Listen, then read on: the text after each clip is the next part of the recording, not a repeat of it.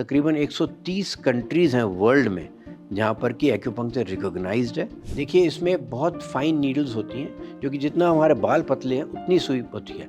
तो सबसे ज़्यादा जो फ़ियर होता था लोगों को वो ये होता था सुई का, कि सुई लगेगी दर्द होगा। ऐसे कुछ नहीं होता। एक्यूपंक्चर जो है, जैसे हमने नीडल लगाई, एक सिग्नल गया ब्रेन को, और ब्रेन को ये सिग्नल गया कि भाई ये इस जगह पे जहाँ पर दर्द है वहाँ पर इस केमिकल की रिक्वायरमेंट है। तो वहाँ से वो ब्लड के थ्रू केमिकल वहाँ पहुँचता है और उससे आपका पेन रिलीफ हो जाता है। अब नीडल लेस एक्यूपंक्चर भी करते हैं, उसमें लेज़र्स हैं, सॉफ्ट लेज़र्स, जो कि सेम एक्यूपंक्चर बिंदु के ऊपर इम्पॉर्टेंट होता है। एक्यूपंक्चर का बिंदु जहाँ पर वो सुई लगानी है या लेज़र यूज़ करना है, तो वो जो डॉक्टर होता है वो ये डिसाइड करता है कि सही बिंदु कहाँ है और उसके ऊपर वो लगा सकता है। एग्जाम्पल के तौर पे मैं बोलूँ कि मुझे भाई गर्दन में बहुत दर्द होता है दिन भर कंप्यूटर के सामने बैठे बैठे, और हमारे दर्शक बहुत सारे ऐसे होंगे जिनको ये समस्या है कि गर्दन में बहुत दर्द रहता है, तो आप कहाँ सुई चुभोएंगे? जैसे सर्वाइकल स्पॉन्डिलाइटिस है, नेक शोल्डर पेन है, फ्रोजन शोल्डर है, टेनिस एल्बो है, आर्थराइटिस है नी का, हिप जॉइंट का पेन्स है, मिड बैक पेन है, लोअर बैक है, डिस्क की वजह से शियाटिक नर्व पेन है।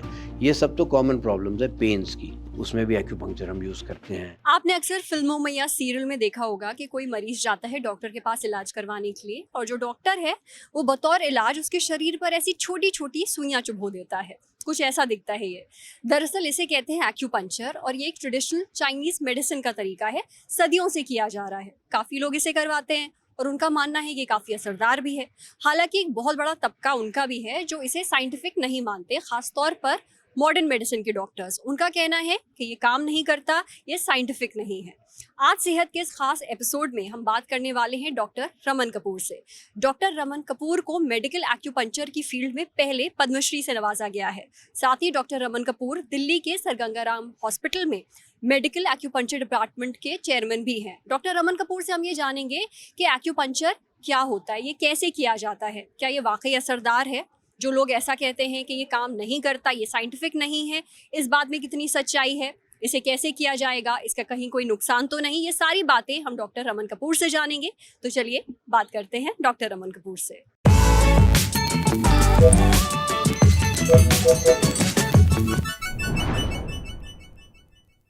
Thank you so much doctor Raman Kapoor, हमें समय देने के लिए। हमें पता है आप बहुत बिजी हैं इस समय।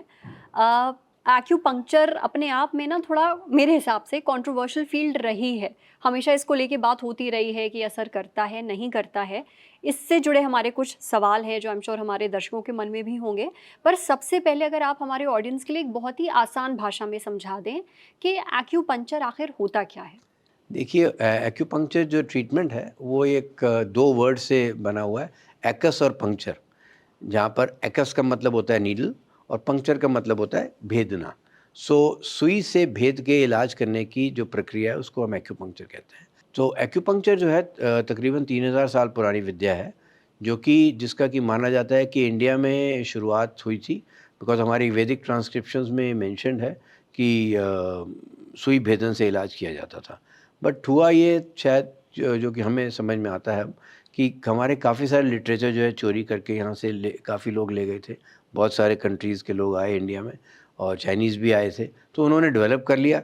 बट मैं समझता हूँ कोई भी हीलिंग सिस्टम होता है वो किसी कंट्री का नहीं होता, किसी भाषा का नहीं होता, वो एक हीलिंग सिस्टम वर्ल्ड वाइड होता है। और एक्यूपंक्चर का जैसे आपने मेरे से कहा कि कंट्रोवर्शियल है, वो कंट्रोवर्सी मेरे ख्याल से अगर मैं मान के चलूँ तो शायद 25 से 30 साल पहले तक थी। मेरे को 42 साल खुद हो गए एक्यूपंक्चर प्रैक्टिस करते हुए। तो शुरू में जब मैं भी आया था तो ये कंट्रोवर्शियल होता था। बट आज अब आपको मैं बताना चाहूँगा तकरीबन 130 कंट्रीज़ हैं वर्ल्ड में जहाँ पर कि एक्यूपंक्चर रिकॉग्नाइज्ड है as an independent system of health care, जहाँ पर कि इंश्योरेंस भी कवर करती है इसको अब। और उन कंट्रीज़ में यूरोप के सारे कंट्रीज़ हैं, यूएस है, यूके है, ऑस्ट्रेलिया है, कनाडा है। तो ऐसा सारी डेवलप्ड कंट्रीज़ के अंदर एक्यूपंक्चर बहुत पॉपुलर है। और अभी WHO की रिसेंटली एक रिपोर्ट आई है जिसमें उन्होंने मेंशन किया है कि वर्ल्ड वाइड उन्होंने एक सर्वे करी कि which is the commonest system of therapy accepted worldwide. So number 1 allopathy आई थी, मैं भी एलोपैथ हूँ बट मैं शिफ्ट करा एक्यूपंक्चर की तरफ। और number 2 is acupuncture which is also a surprise to me. मेरे को लगा शायद नेचुरोपैथी या आयुर्वेदा या और योगा होगा, पर नहीं, सबसे नंबर 2 पे एक्यूपंक्चर है। तो इसका मतलब ये है कि लोगों में पॉपुलर हुई है, और पॉपुलर तभी कोई सिस्टम होता है जब वो आपको फ़ायदा करता है, जब मरीज़ को उससे बेनिफिट होता है। ये आपने मुझे एक बहुत अच्छी बात बताई कि ये इसको हमेशा से एक्यूपंक्चर को ये माना गया है कि ये ट्रेडिशनल चाइनीज़ मेथड रहा है। आपने बोला कि हमारे जो वैदिक स्क्रिप्चर्स हैं, इसमें ये लिखा गया है, मतलब हमारे देश में तो ये उससे भी पहले से होता आ रहा है। हालाँकि मॉडर्न मेडिसिन के जो डॉक्टर्स हैं, और ये भी मुझे काफ़ी सरप्राइज़िंग लगा कि आप भी मॉडर्न मेडिसिन के डॉक्टर हैं, उनका जो व्यू है एक्यूपंक्चर को लेके वो हमेशा ये रहा है कि ये एक प्लेसिबो इफ़ेक्ट है, यानी अगर कोई ये करवा रहा है तो हो सकता है दिमागी तौर पर बस उसको ऐसा लगता हो कि ये काम कर रहा है, दरअसल इससे कोई फ़ायदा नहीं हो रहा। तो लोग ये मानते हैं और कुछ मॉडर्न मेडिसिन के डॉक्टर्स मानते हैं कि ये असरदार नहीं है। इस बात में कितनी सच्चाई है? अब इसको लेकर भी जो है रिसर्च बहुत हो रही है, और सबसे अच्छी बात ये है एक्यूपंक्चर की, जिसका कि मेरे को बहुत प्राइड है आज, कि तकरीबन इस वक्त अगर आप गूगल पे जाके सर्च करेंगे तो पबमेड, जो हमारी मदर ऑफ पब्लिकेशंस होती है, मेडिकल पब्लिकेशंस, उसको पबमेड कहते हैं। तो अगर पबमेड क्वालिफाइड जर्नल्स के अंदर कोई भी आर्टिकल आता है तो वो प्रॉपरली सैनिटाइज होके आता है, मतलब कि it is done by doctors who have proved that it is correct. Otherwise कई और जर्नल्स भी आ रही हैं, बट पबमेड की जर्नल्स के अंदर अगर कोई आर्टिकल आता है तो it means it is scientifically proven. So PubMed journals में अगर आप जाके देखेंगे आज, तो तकरीबन 130 डिजीज़ेज़ ऐसी हैं जिसमें कि एक्यूपंक्चर जो है वो बेनिफिशियल पाया गया है, और उसके ऊपर स्टडीज़ हैं। तो ऑब्वियसली वहाँ पर ये जो आपने बताया कि it is a placebo effect, वो ऑलवेज़ टेस्ट किया जाता है। और रैंडम कंट्रोल ट्रायल, जो कि मैं मॉडर्न मेडिसिन का आदमी हूँ, मैं भी जानता हूँ कि रैंडम कंट्रोल ट्रायल ये होती हैं जिसमें एक शैम ग्रुप होता है और एक एक्चुअल ग्रुप होता है। तो 2 ग्रुप लिए जाते हैं। अब फ़र्ज़ करो किसी को शोल्डर का पेन है, तो हमने 2 ग्रुप बना दिए 15-15 पेशेंट्स के। इन 15 पेशेंट को हमने ऐसे ही कहीं पे भी सुई लगा दी, और इन 15 पेशेंट्स में हमने करेक्ट पॉइंट, एक्यूपंक्चर पॉइंट पे सुई लगाई, और रिजल्ट्स देखे गए तो देखा गया कि जिनमें एक्चुअल पॉइंट पे सुई लगाई गई थी वहाँ बेनिफिट हुआ। जहाँ शैम एक्यूपंक्चर किया गया था वहाँ कोई रिजल्ट्स ही नहीं आए। सो इससे ये प्रूव हुआ कि acupuncture has to be done at the correct point to get the correct results. तो ये प्लेसिबो वाली कहानी भी जो है समाप्त हो चुकी है। और सबसे अच्छी बात क्या है कि, और मैं इसमें थोड़ा-सा मेरे को ये भी फ़ील होता है कि हम आयुर्वेदा और योगा और होम्योपैथी के अंदर हमने इतनी रिसर्च स्टडीज़ नहीं करी हैं। इसलिए आज भी डॉक्यूमेंटेशन अगर आप जाके नेट पे देखेंगे, इन साइंसेज़ की नहीं मिल रही है। और अच्छी बात एक्यूपंक्चर के साथ ये हो रही है कि इसमें जैसे वेस्टर्न मेडिसिन में डॉक्यूमेंटेशन है, ऐसे एक्यूपंक्चर में भी बहुत डॉक्यूमेंटेशन है। और सबसे इंटरेस्टिंग बात जो मैं आपको बताना चाहूँगा, वो ये है कि मैं ही नहीं, बट कई वेस्टर्न मेडिसिन के, एलोपैथी के डॉक्टर्स हैं जो कि अब एक्यूपंक्चर की तरफ शिफ्ट हो रहे हैं। इसमें 2 एग्जांपल्स मैं देना चाहूँगा आपको, जो कि आपको और इंटरेस्ट भी दिखाएंगे। एक ऑस्ट्रेलिया के डॉक्टर हैं प्रोफेसर इयान शिंडेमन, जिन्होंने एक बुक भी बड़ी अच्छी एक्यूपंक्चर पे लिखी है। वो ही इज़ अ पीडियाट्रिशियन। तो वो पीडियाट्रिक्स की प्रैक्टिस करते हैं मेलबर्न में, और उन्होंने देखा कि उनके पास ज़्यादातर बच्चे ही आते हैं तो उनके पास तकरीबन आज से 15 साल पहले उनके पास एक बच्चा आता था जो कि 3-4 घंटे दूर मेलबर्न से रहता था, एक स्मॉल सिटी के अंदर, सबर्ब जिसे हम कहते हैं। तो उनके फादर उसको लेके आते थे अस्थमा की। तो उसने कहा मैं एक, हमारे पास एक जैसे बॉक्स होता है, he writes in his book also, he calls it as an idiot box. He says उसमें मेडिसिन होती हैं, कुछ नेबुलाइज़र होते हैं, कुछ इनहेलर्स होते हैं, कुछ एंटीबायोटिक्स होते हैं, कुछ एंटी एलर्जिक्स। कहते हर बारी मैं वो चेंज करके दवाई देता था, बिकॉज वो कहते थे आज ये बेटर हो गया है पर ये ठीक नहीं है। एंड इन बिटवीन एक फेज़ ऐसा आया जब 6 महीने वो बच्चा आया ही नहीं। तो ही गॉट वेरी सरप्राइज कि ये बच्चा आया क्यों नहीं, इसको तो इतनी सीवियर एस्थमा की प्रॉब्लम है। तो 6 महीने बाद जब उसके फादर आए तो उन्होंने उससे पहला सवाल ये पूछा, भाई क्या हुआ, क्या ये 6 महीने बिल्कुल ठीक था? कहते नहीं सर, हमारे सबर्ब के अंदर एक मेडिकल डॉक्टर हैं जो कि एक्यूपंक्चर करते हैं, मैंने उनसे अपनी ट्रीटमेंट कराया और मेरे बच्चे को उसके बाद अटैक ही नहीं हुआ। And he has not taken a single pill since the time that he started acupuncture. So that shocked him. He went to that suburb, met that person, and his life changed. Now he went to Beijing, learned acupuncture. Now he does only acupuncture, and he's left his practice of pediatrics.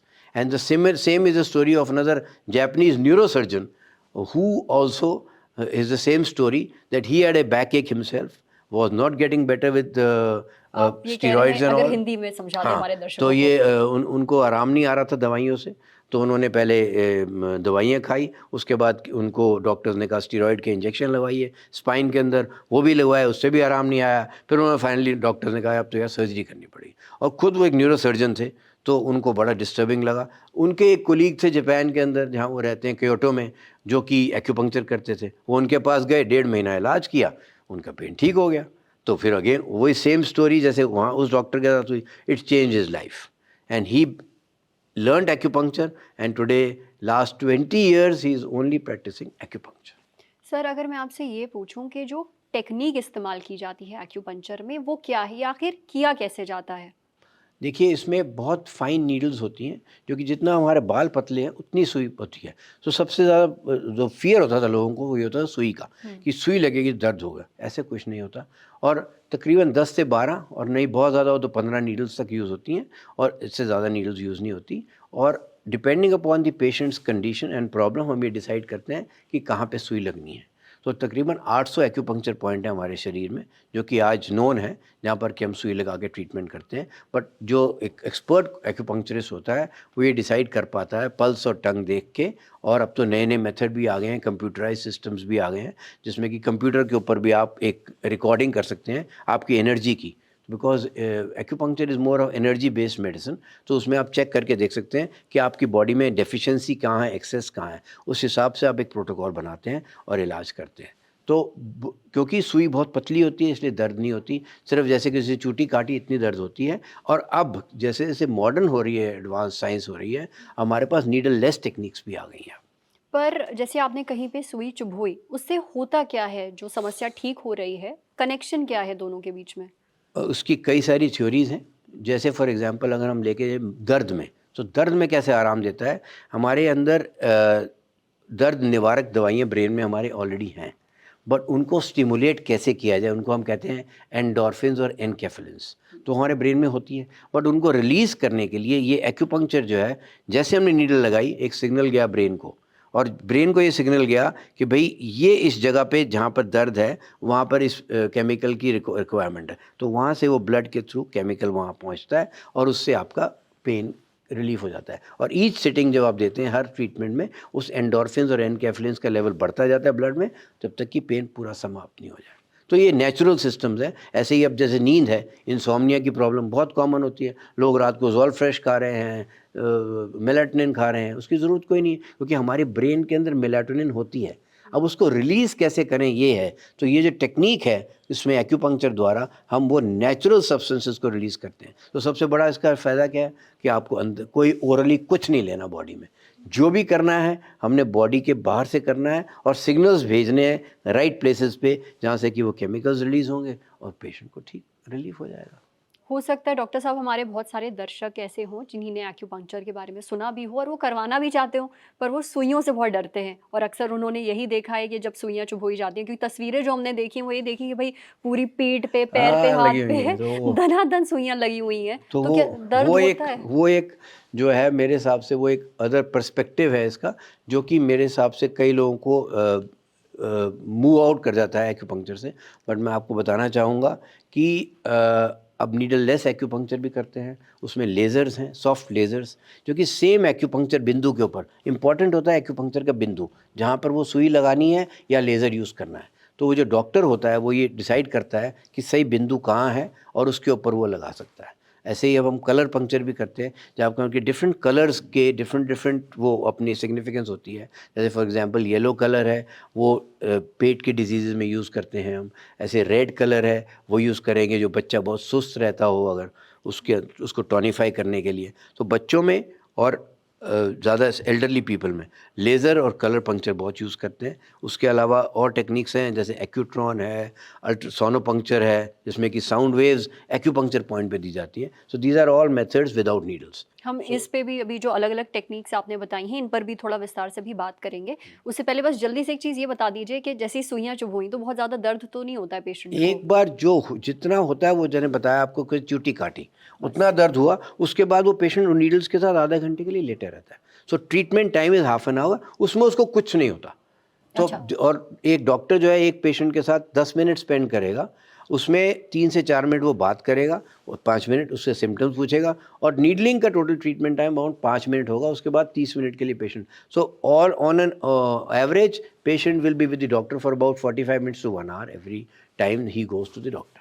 अच्छा, तो मतलब वैसे जब सुइयाँ लगा दी जाती हैं उसके बाद पेशेंट को कम से कम आधे से 1 घंटा हाँ, लेटना पड़ता है। लेटना पड़ता है। पर सुइयों चुभाने की जो प्रक्रिया है वो 5 मिनट के 5 अंदर से आप कह 10 रहे हैं मिनट में पूरी हो खत्म हो जाती है। जाती है, उसके बाद दर्द नहीं होता। बिल्कुल नहीं, पता भी नहीं लगता कि लगी हुई हैं। अच्छा, एक चीज़ और बताइए सर कि जैसे कैसे पता चलता है कि जहाँ पे दर्द है उसके लिए आपको कहाँ सुई चुभानी है? मसलन अगर एग्ज़ाम्पल के तौर पे मैं बोलूँ कि मुझे भई गर्दन में बहुत दर्द होता है दिन भर कंप्यूटर के सामने बैठे-बैठे, और हमारे दर्शक बहुत सारे ऐसे होंगे जिनको ये समस्या है कि गर्दन में बहुत दर्द रहता है।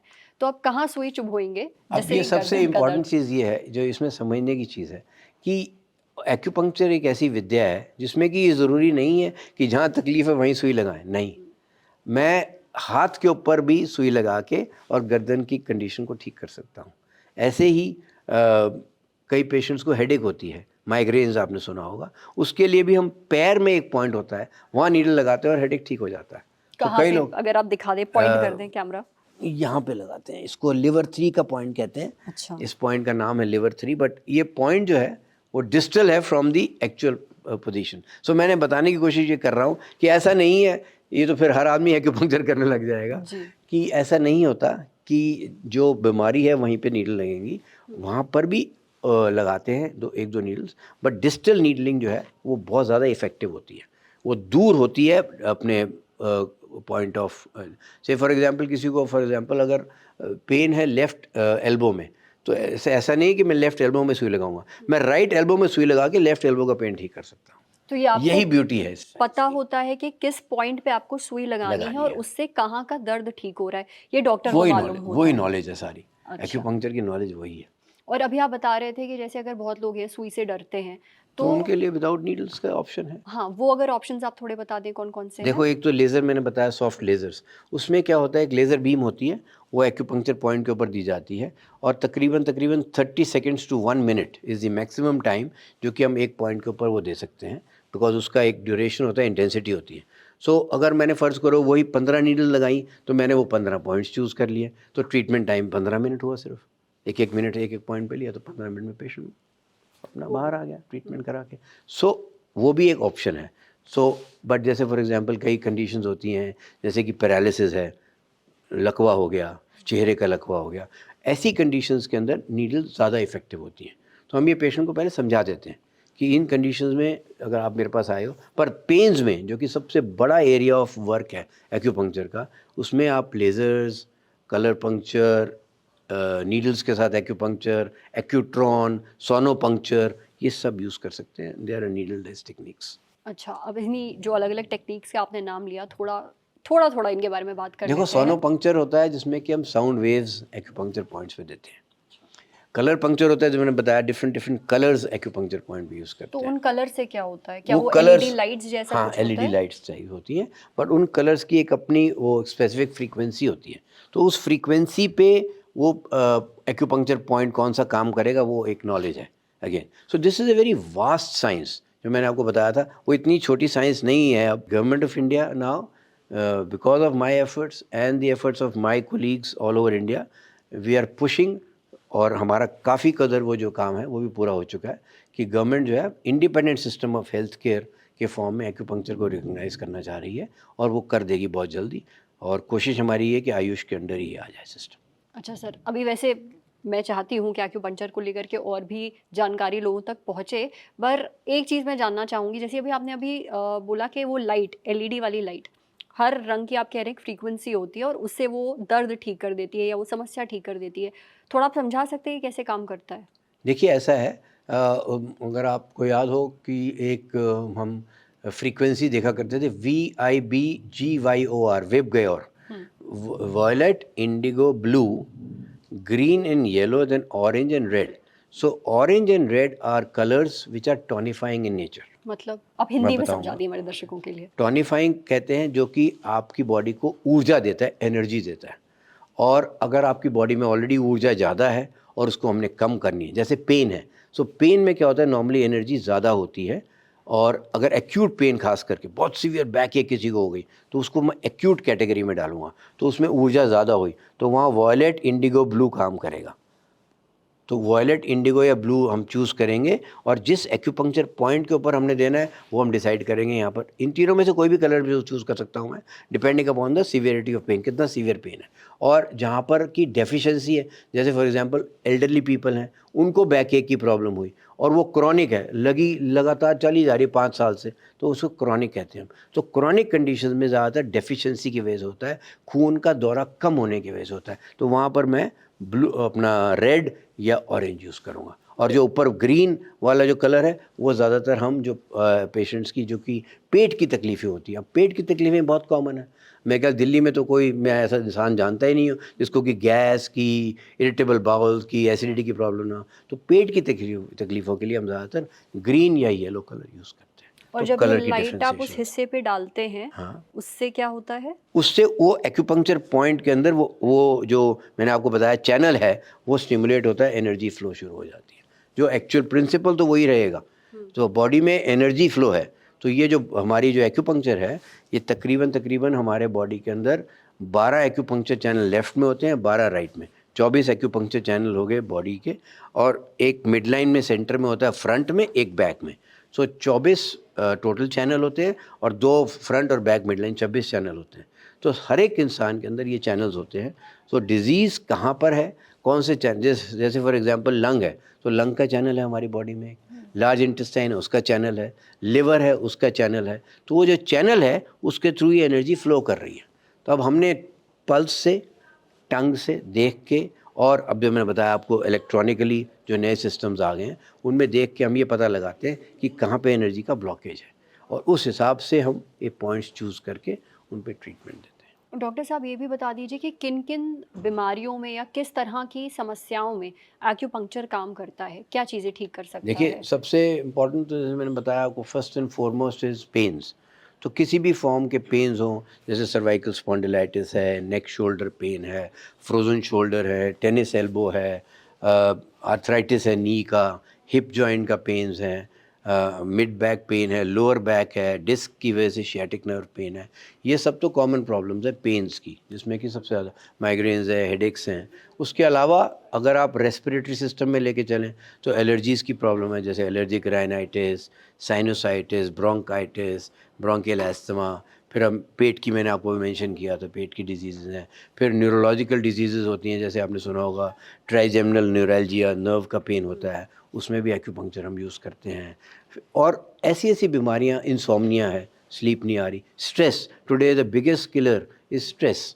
और स्ट्रेस के लिए लोग इधर उधर भटक रहे हैं, कोई ट्रीटमेंट्स, ज़्यादातर डिप्रेशन की तरफ जा रहे हैं लोग। तो उन कंडीशंस में भी अगेन मैंने जैसे बताया था आपको, बायोकेमिकल जो मेन चीज़ है ब्रेन में, जो केमिकल के चेंजेस हो रहे हैं उनको करेक्ट करने के लिए this is a very unique technology, because इसमें आप कोई दवाई नहीं देते हैं, इसमें आप अपने ब्रेन के केमिकल्स का एक जो बैलेंसिंग आउट हुआ हुआ है सेरोटोनिन उसका, वो करेक्ट कर देते हैं।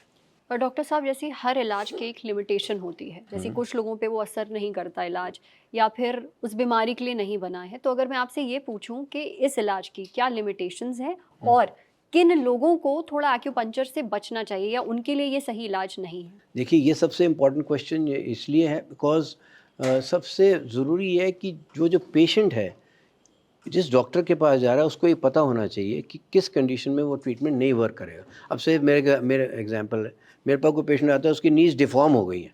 डिफॉर्म हो गई है मतलब उसमें कोई स्पेस ही नहीं है, वो जुड़ चुकी हैं, तो उसमें मैं एक्यूपंक्चर नहीं करूँगा, मैं उनको कहूँगा नी रिप्लेसमेंट कराइए आप, बिकॉज आई नो वहाँ पर काम नहीं करेगा। सो उस कंडीशंस के अंदर the person to be the best जज विल बी द डॉक्टर, जो उस कंडीशन को देख रहा है और डिसाइड कर रहा है कि ट्रीटमेंट होना है कि नहीं होना। बाकी जहाँ तक सवाल है बीमारियों का, the saying goes with acupuncture is कि एक्यूपंक्चर सब बीमारियों कामयाब होता है except broken bones and broken heart. So अगर किसी का दिल टूट जाए तो वहाँ एक्यूपंक्चर काम नहीं करेगा, और जहाँ हड्डी टूट जाए वहाँ भी काम नहीं करेगा। पर दिल से जुड़ी अगर बीमारियां हैं तो हाँ काम उसमें करेगा? भी करते हैं, उसमें भी करते हैं, but again we have to be very very considerate, see the patients angiography report या स्ट्रेस इको असेस करिए आप। ऐसा नहीं है कि हर जो पेशेंट वॉक इन कर रहा है उसको आप कह देंगे हाँ आ जाइए ट्रीटमेंट हो जाएगा, नहीं ऐसा नहीं होता। जहाँ पर आपको पता है कि नहीं काम करेगा वहाँ मना करें, जहाँ पर आपको लगता है काम करेगा वहाँ यस करें। जहाँ आप मिडिल ऑफ द लाइन में हैं और आपको लग रहा है yes we can try, you should tell the patient. Very see doctor साहब प्रॉब्लम। अगर कभी ऐसा है कि भाई फायदा नहीं हो रहा, कहीं ये तो नहीं कि इससे नुकसान हो नहीं, जाएगा? नुकसान कभी नहीं होता। अगर एक क्वालिफाइड डॉक्टर एक्यूपंक्चर कर रहा है तो कभी नुकसान नहीं होगा। पर कोई साइड इफेक्ट्स, कुछ आम साइड इफेक्ट्स साइड इफेक्ट्स बहुत कॉमन ये होते हैं, जैसे फॉर एग्जांपल अब नीडल लगाते हो आप, तो नीडल के आसपास छोटी छोटी कैपिलरीज भी हैं जहाँ पर आप नीडल लगा रहे हो, तो एक आध ड्रॉप ब्लड का आ सकता है, तो उसके बाद में थोड़ा सा ब्लू हो जाएगा, बट वो अपने आप 2-4 दिन में डिसअपीयर हो जाता है। That is about all. और कोई साइड इफेक्ट्स नहीं होते। साइड इफेक्ट्स ये है कि if it is done by unqualified person तो साइड इफेक्ट होगा ही होगा। उसको पता ही नहीं है डेप्थ ऑफ नीडल कितनी है। हर पॉइंट की एक डेप्थ होती है। जैसे फॉर एग्जांपल आप फोरहेड पे नीडल लगा रहे हो तो उसकी डेप्थ जो है वो आधा इंच होगी। वही नीडल अगर आपने हिप में लगानी है जहाँ मसल बहुत होता है, वहाँ आप 1.5 या 2 इंच भी अंदर जा सकते हो। तो ये डिपेंड करता है जो आपका प्रैक्टिशनर है वो कितनी नॉलेज है उसकी, और उस हिसाब से उसको ट्रीटमेंट करना चाहिए। मतलब कहाँ आप सुई लगा रहे हैं और कितने इंच तक वो आपके शरीर के अंदर जा रही जानी है, है। बहुत ज़रूरी है। उसको तो इसलिए नेचुरली क्वालिफाइड, और इसलिए वो दूसरा वाला जो सिस्टम है जो नीडल लेस वाला है उसमें ऐसी दिक्कत कोई नहीं आती, बिकॉज उसके अंदर पेनिट्रेशन जो है वो लेज़र बीम की आ रही है, तो इसलिए उसमें ऐसी प्रॉब्लम नहीं आएगी कभी। तो जो लोग भी एक्यूपंक्चर करवाने के बारे में सोच रहे हैं, बहुत ज़रूरी है कि वो केवल एक क्वालिफाइड डॉक्टर डॉक्टर से के पास ही ये प्रैक्टिस करवाएं, ट्रीटमेंट नहीं तो ऐसे ही कहीं जा करके ना नहीं, करें, ऐसे नहीं तो नहीं नुकसान कराना, हो सकता नुकसान है। हो सकता है। आखिरी सवाल डॉक्टर साहब, बस एक चीज़ ये समझा दीजिए, लोगों को थोड़ा कन्फ्यूजन होता है एक्यूपंक्चर और एक्यूप्रेशर के बीच में, दोनों में थोड़ा फ़र्क बता दीजिए क्या है? बहुत फ़र्क है। Acupuncture is a medical science, acupressure is not a science. WHO से एक्यूपंक्चर रिकॉग्नाइज्ड है, so you should be knowing this. The people also should know कि WHO ने एक्यूपंक्चर को एज ए साइंस रिकॉग्नाइज कर दिया है। और अगर आप नेट पे जाके WHO की साइट पे जाके देखेंगे, there is a list of diseases जहाँ पर कि WHO कहता है कि इनमें आपको first line of treatment acupuncture use करना चाहिए। और एक्यूप्रेशर जो है वो डू इट योरसेल्फ टेक्निक है। कोई भी आदमी किताब उठा ले और उसमें पॉइंट्स देख ले और दबाता रहे। अब आप ये सोच सकते हैं कि हम प्रेशर जो है थंब का देंगे एक्यूप्रेशर में, तो जो थंब का प्रेशर है वो इतनी डीप जा ही नहीं सकता जितना कि एक नीडल के साथ आप डीप जा सकते हो। नर्व को टच करना है तो आपको डीप जाना पड़ेगा। सुपरफिशियली आप दबाते रहेंगे, उस पर इम्पैक्ट नहीं आएगा। So acupressure is a very good system for self help for simple conditions, like simple किसी को बैक एक हो रही है, जहाँ पर कि डिस्क डिजनरेशन नहीं है, मेजर चेंजेस नहीं है उसके अंदर, वहाँ पे अगर आप यूज़ करेंगे कोई दिक्कत नहीं आएगी। But by and large it is not a science and it is not accepted also globally as a science. तो एक्यूप्रेशर एक साइंटिफिक प्रोसीजर नहीं नहीं है, है। एक्यूपंक्चर है। ये फ़र्क है सबसे बड़ा इन दोनों में। Thank you so much doctor Raman Kapoor, हमें इतना Thank समय देने के लिए, हमारे Thank you. कंफ्यूजन क्लियर करने के लिए और एक्यूपंक्चर के बारे में हमें इतना कुछ बताने के लिए बहुत बहुत धन्यवाद। Thank you very much. भाई एक्यूपंक्चर से जुड़ी बहुत नई बातें पता चली हैं, बहुत काम की जानकारी मिली है हमें। हो सकता है बहुत लोग ये जानकारी सुनकर इम्प्रेस हो गए हों और सोच रहे हों कि वो किसी दर्द का इलाज, किसी बीमारी का इलाज एक्यूपंक्चर से करवाएं। अगर आपके मन में ये ख्याल आया है तो एक बात का ध्यान ज़रूर रखिए, केवल और केवल एक क्वालिफाइड डॉक्टर से ही इस तरीके का इलाज लें, किसी ऐरी गैरी जगह मत जाएं। एक्यूपंक्चर से जुड़े अगर आपके और भी सवाल हैं तो आप कमेंट सेक्शन में हमसे पूछ सकते हैं। आपको हमारा आज के एपिसोड कैसा लगा ये भी ज़रूर बताइएगा। देखते रहिए ललन टॉक। बहुत बहुत शुक्रिया।